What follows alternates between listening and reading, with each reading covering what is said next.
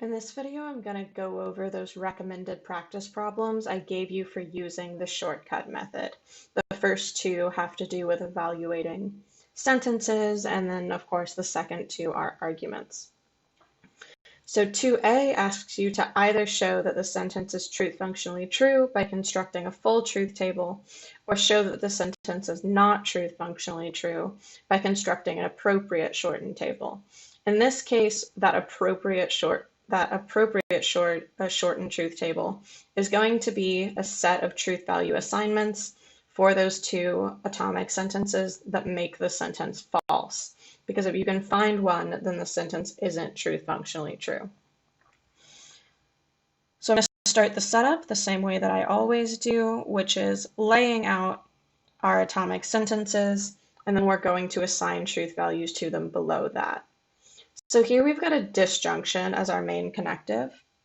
So that means what we need to do to make this sentence false is make both of those disjuncts false.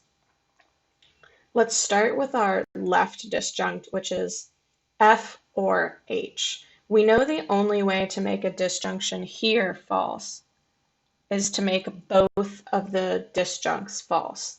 So we can do that by making F false and H false, which makes this disjunction itself false.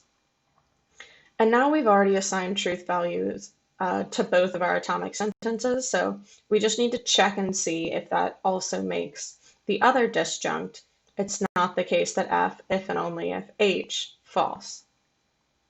So it's not the case that F is going to be true, since F is false, and then H is false.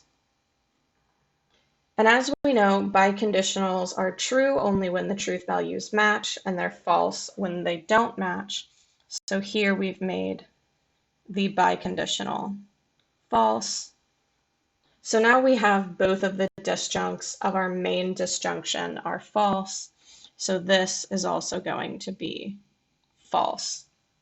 So that's really all you need to do to display an appropriately shortened truth table for the shortcut method.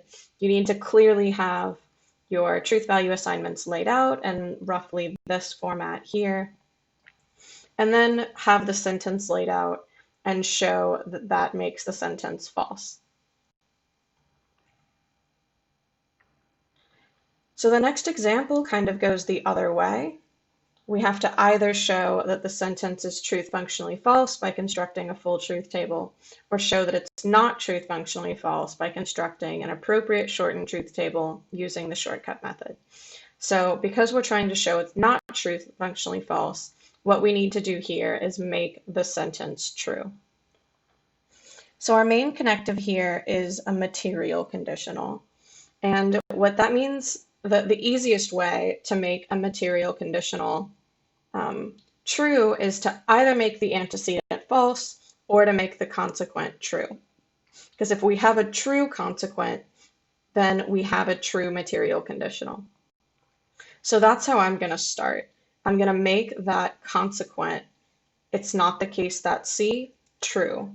To do that, I need to make C false so that the negation of C is true.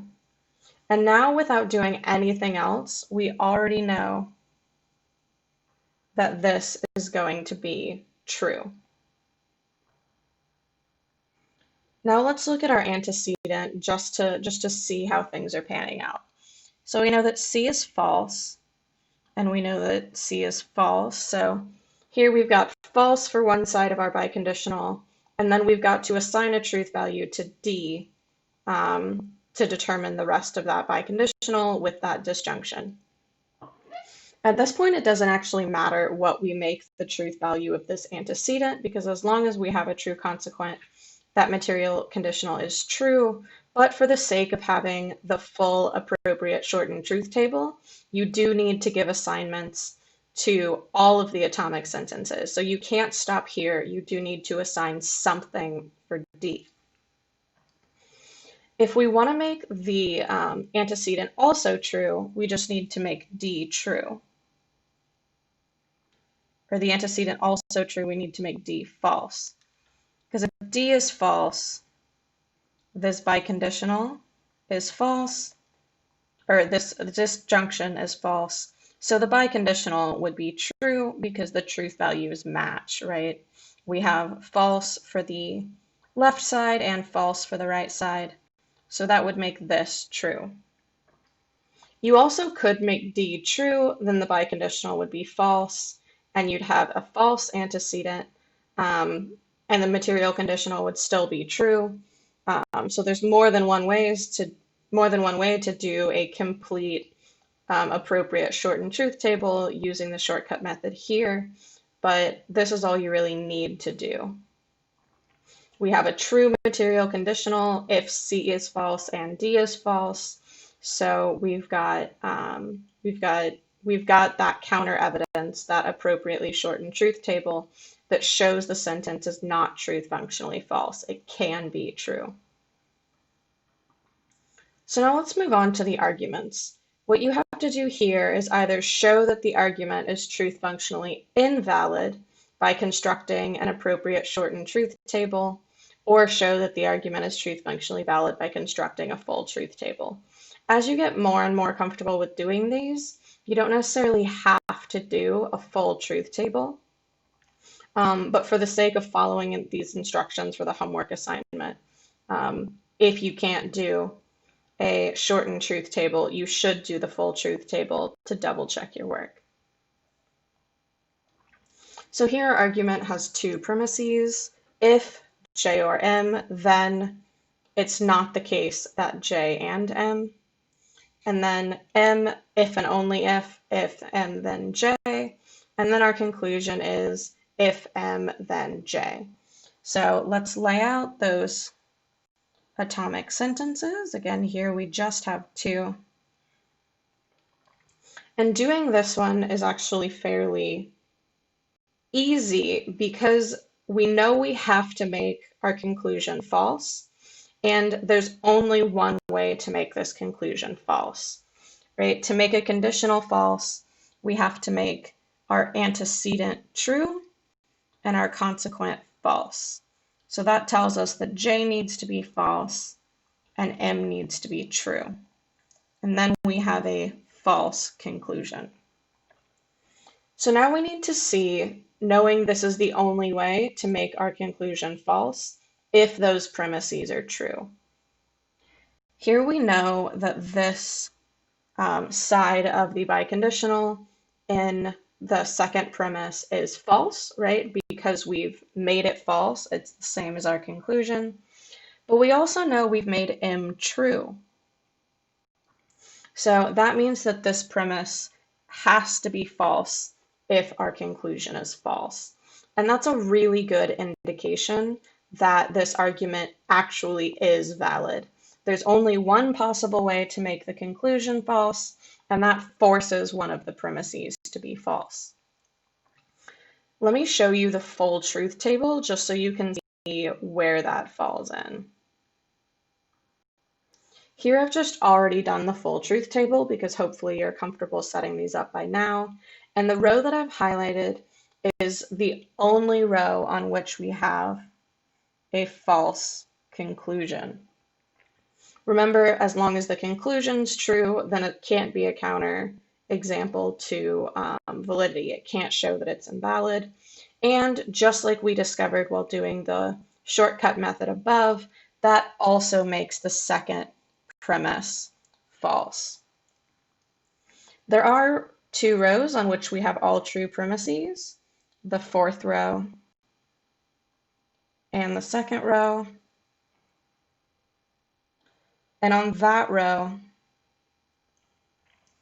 the conclusion is also true. So this is a valid argument. And you can kind of see that when you're working through this. There's only one way to make the conclusion false, and that forces one of the premises to be false.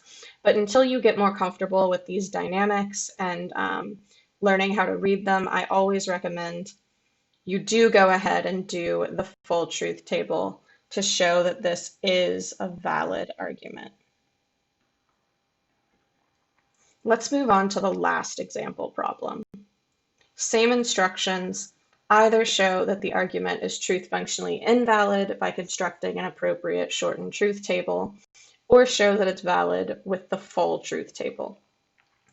So here our two truth values are A and B. Normally I tell you to start with the conclusion and make it false. Here I'm not going to recommend doing that because there are two different truth values that can make that conclusion false, right? We can make A false and B false, which would make not B true and A false. Or we could make A true and B true, which would then make A true and not B false, right? So we don't know which one of those two to go with. So instead, I'm going to recommend looking at what truth values can make your premises true first. We know that it's going to be one of these two sets of values. So let's look at making the first premise true.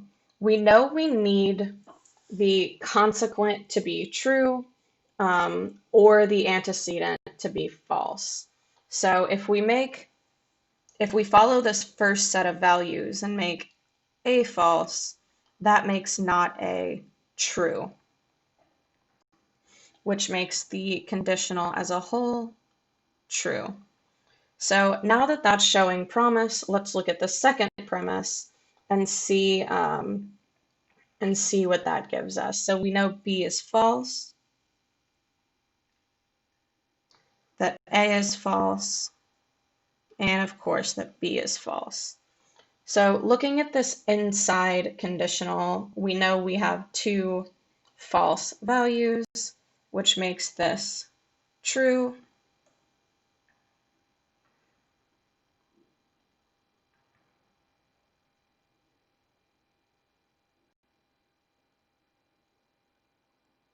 And then we have a false consequent. So that makes this false as well. So that forces this premise to be false.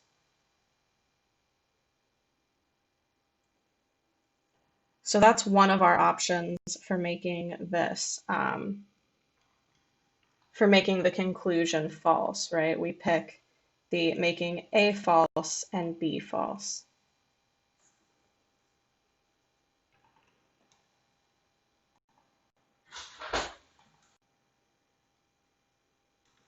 So now let's try it using the other set of values we know can make our conclusion false, right? Which is making them both true.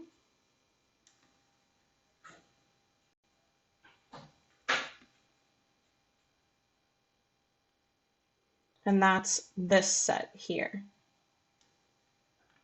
So with our second premise, A true, B true, and B true, we've got truth here and truth here. So that makes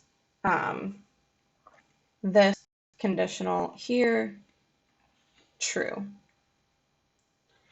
So now let's look at that first premise. We have if A, then it's not the case that A. So A is true, which makes it's not the case that A false, and we run into a problem again, right? This conditional is false when we have a true antecedent and a false consequent. So now it forces that to be false. So now with attempting the shortcut method, we've shown that both possible ways of making that conclusion false also force one premise or the other to be false.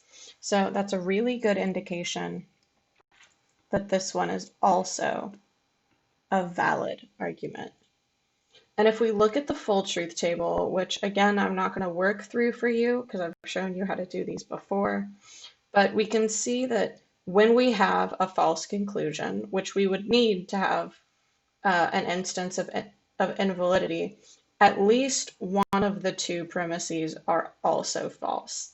So this truth table also shows us that this is a valid argument.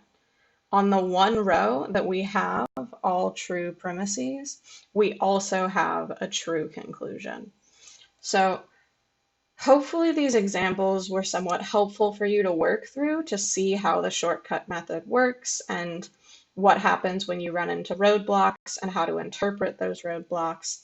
I definitely recommend you keep working on problems. Some of the other problems in the book will have more successful shortcut methods.